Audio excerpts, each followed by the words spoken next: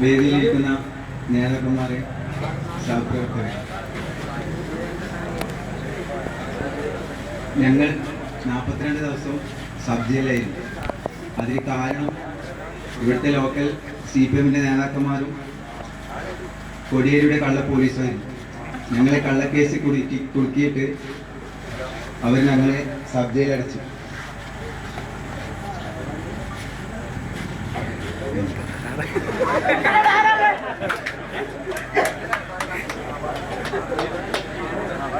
CPM-ന്റെ നേതാക്കന്മാരോട് ഞങ്ങൾക്കൊന്നേ പറയാനുള്ളൂ, ഞങ്ങൾ ഇതുകൊണ്ടൊന്നും തളരില്ല, ഒരിക്കലും തളരില്ല.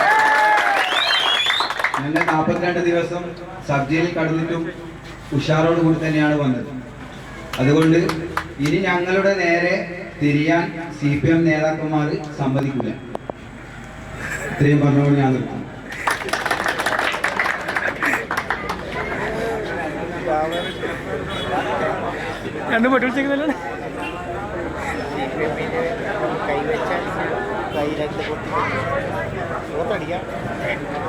ഒരു പ്രത്യേക അറിയിപ്പ്.